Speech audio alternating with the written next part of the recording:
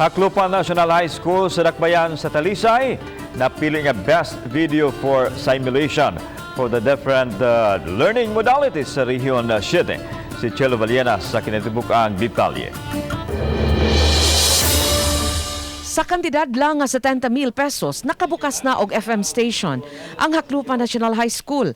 Apan itandi sa uban nga commercial station, ang Haklupan National High School alang lang sa katuyuan sa edukasyon. Gipasabot ni Emon Alido, school head sa Haklupan National High School, nga misagop sila karon sa modular distance learning printed aron maabagan ang ilang mga tinunan nga atoa sa lagyong kabukiran nga napuyo. Lamang ta kay naatay radio-based instruction. Ang magtutudlo mismo i-discuss ang module sa mga bata nga nadungog sa bata sa kanilang mga balay.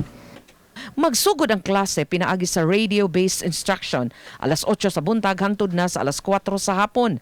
Ang mga maestra mahimong adto na lang magsibya sa ilang mga panimay gamit ang apps sa cellphone ug isibya sa FM station.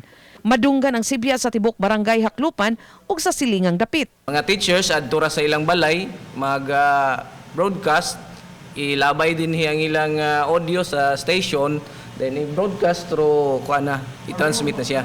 Nanginahanglan sila karon og kapin sa 155,000 pesos aron ipalit sa kapin 600 ka transistor radio nga iapod-apod sa mga tinunan nga way radyo sa ilang mga panimay. 220 plus 5 pesos nga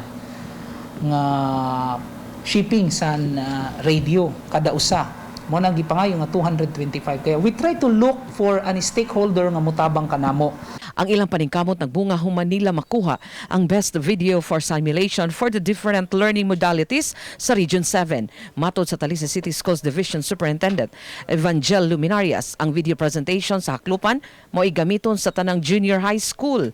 Nakatap siya og Chinese nga ninghatag ng transmitter, and because ang atong principal nakakita siya sa need sa paggamit sa atong radio. Samtang si Dr. Malo Ipong, hepe sa Curriculum Implementation Division, miingon nga mas sayon pasabton ang mga estudyante sa junior high sa leksyon gamit ang radio broadcast. Gawas sa radio broadcast, apuran usab ang mga tinunan og kopya sa module nga maoy ilang tamdan samtang naminaw sa leksyon. Lesson 1 to lesson 5. So, paggamit nato na ni sa modules, kung unsay leksyon dire, mausad to'y election through the radio. Uban ni Renante Quiñones, Chelo Valiena, Balitang Bisdak.